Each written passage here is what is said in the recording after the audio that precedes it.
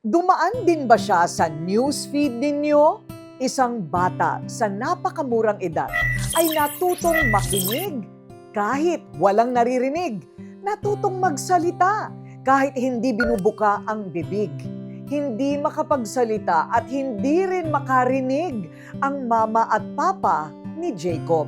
Pero wala pang 1 taong gulang, natuto nang makipag-usap ang bata sa mga magulang na gamit lang ang kanyang mga kamay. Ito ang kwento ng paggamit ni Jacob ng makapangyarihang senyas ng pagmamahal. Ito ang viral video na pinag-usapan ng maraming netizens. Naantig at napabilib sa isang batang lalaki na tila kinakausap ang isang babae. Kung titingnang mabuti, hindi bumubukas ang bibig ng bata. Bagkus, ikinukumpas lang niya ang kanyang mga kamay.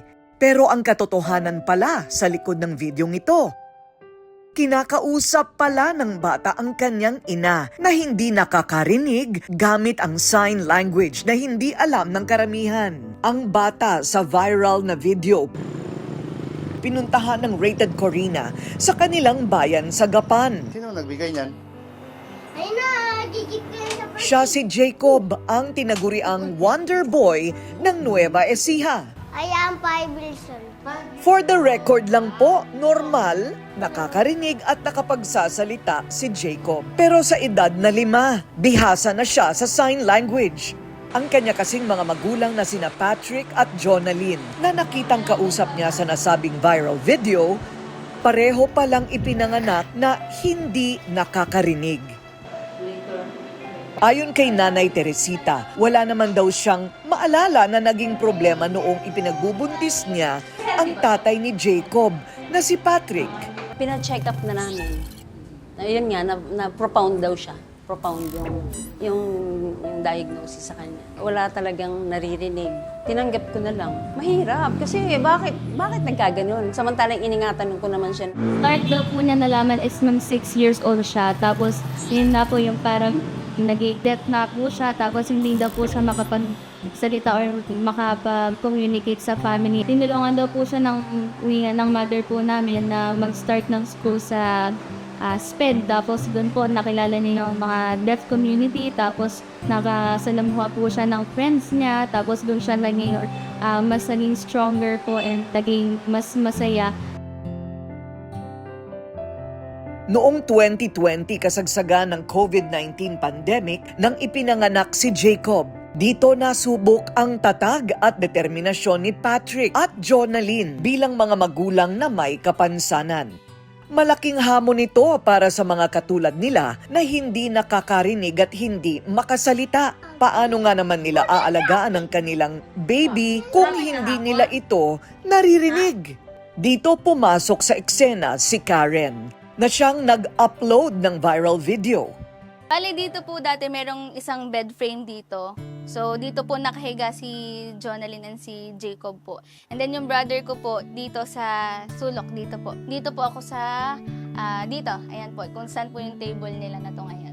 So yun po yung naging setup namin for 1 year hanggang ayan po.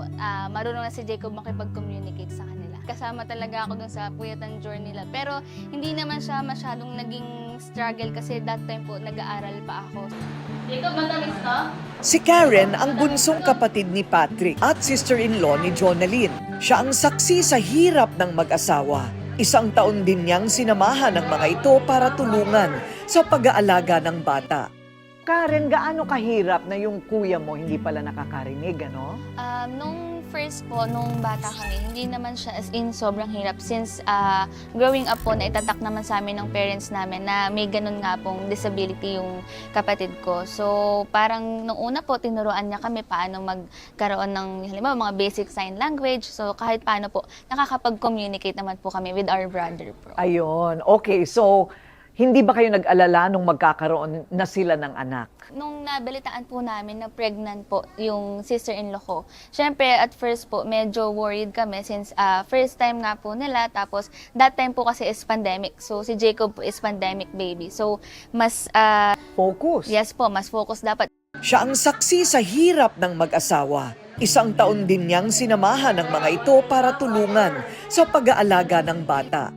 Dahil sa pagiging hearing impaired ni Patrick at Jonalyn, nagsikap mag-aral ng sign language ang lahat ng miyembro ng kanilang pamilya para hindi sila mahirapan sa komunikasyon sa isa't isa. Ayon sa mga eksperto, good job na maituturing na nag-aral ng sign language ang pamilya nila Karen. Dahil dito, hindi mararamdaman ni Patrick at Jonalyn na iba sila sa mga kasama sa bahay. Hindi lang siya para sa mga sa mga taong gusto lang matuto or kailangan lang matuto. So ito ay para sa lahat. If ever na mas maraming tao ang gustong matuto ng ganitong klase ng communication, mas magiging inclusive ang community natin. Talagang mahirap naman talaga. Wala namang madali sa lahat. Sign language is a language. Merong tinatawag na signer lang na may senyas ka lang, basic knowledge, basic lang talagang alam mo. Kaysa dun sa sinatawag natin na part of your communication. So Jacob, bakit magaling ka mag-sign language? Kasi si Mama, si Papa wala nadidinig sa akin. Paano mo natutunan yan? Si Papa na natulungan na nila ako ma-sign language. Para masubukan ko naman ang galing ni Jacob sa sign language, tinanong ko siya kung paano niya sinisenyas ang mga madalas na sinasabi ng isang bata sa kanyang mga magulang. Ano ang sign language mo sa kanila pag gusto mong sabihin sa kanilang gutom ka na? Ganyan? Eh yung gusto ko nang maligo. Okay. Ganyan? A to Z. Paano turuan mo ako? A, B, C, D, Y. Y to? Wow. Saan ganun? kanina sabi nila, ganun ng A. Di ba, Y to? Tapos ganun yellow, hindi ganun yung Y. Di ba nga? Anong Z ganon? Parang Zorro. Ayan. Eh yung I love you. Uy, nagaganyan ka sa kanila? Wow, talaga.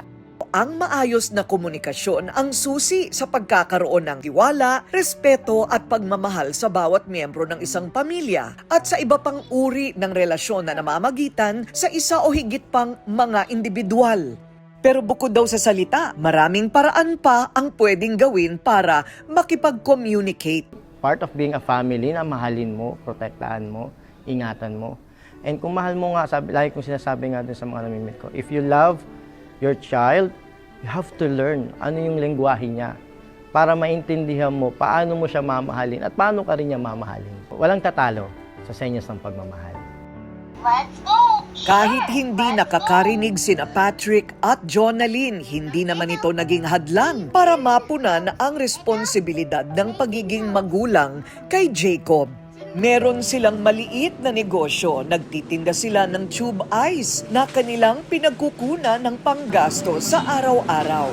At kapag kailangang mag-deliver ng yelo, si Patrick mismo ang magmamaneho ng tricycle. Bukod sa motorsiklo, kaya din ni Patrick magmaneho ng 4 wheels. Aba, matindi! Bago kayo magtaas ng kilay, FYI lang po, may lisensya mula sa LTO si Patrick para magmaneho. Nung una, naano ako sa kanya, natatakot ako kasi nga, baka mamaya mabangga. Nung nagtagal, hinayaan ko na siya kung saan-saan siya nakakarating ngayon. Basta bahala na si Lord sa kanya. Ganun pa man, hindi pa rin maiwasan na maging tampulan ng pangungutya at bullying sina Patrick at Jonalyn. Minsan daw po, makikipaglaro siya sa mga kapitbahay, tapos sasabihin daw po ng mga kapitbahay niya, ayaw lang makapaglaro sa'yo, pipi ka. Tapos, i-bully daw po siya. Hinayaan na lang daw po niya yung mga ganong klase nga po na tao yung mga daw po bully sa kanya. Natatakot din sina Patrick at Jonalyn na baka dahil sa kanilang kapansanan na ay maging biktima ng bullying kanilang anak na si Jacob. Tinuruan daw po niya si Jacob na sabihin daw po dun sa magsasabi ng ganata. Totoo namang hindi nakapagsalita yung mama at papa ko, pero nakakapagsalita ako, pwede ko akong gawin way para makapag-usap kayo. Sa kabila ng kanilang mga pangamba, mas nangingibabaw ang positibong pananaw dahil alam ng mag-asawa na hindi man sila nakakarinig. Ang kanilang anak na si Jacob ang magsisilbing tainga at boses nila para sa ibang tao. I really appreciate po na si Jacob ang tumutulong sa amin na mag-interpret sa labas, and I hope in the future matuloy-tuloy niya siya pa rin yung aming magiging kasama na mag-interpret for us. Kasi 30 years na ang show ko, yung Rated Corina, 3 regalo ang ibibigay namin sa'yo kasi 3 dekada na kami. Number 1, whiteboard magnetic day erase board. Pwede kang magsulat. O, kasi pagka kunwari pagod ka na magganyan, isulat mo na lang, pakita mo sa mama, papa mo. Diba? O yan, number 2. Ayan, o. Tadaan! Ayan, o, babasahin mo. At meron ka pang ganito, jungle safari. Mga animals. Wow! O, at meron ka pang ganito. Mga Dinosaur. dinosaur. Number 3. Ang favorite mo na fried chicken. You like. Okay, o. Para kina Patrick, Jonalyn at Jacob, hindi kailanman nasusukat ang pagmamahal sa mga salitang naibibigkas o naririnig. Malinaw ang mensahe na hindi nangangailangan pa ng mga salita. Dahil ang tunay na pagmamahal, hindi lang naririnig, ito'y dapat nauunawaan. Yan ang tunay na senyas ng pagmamahal.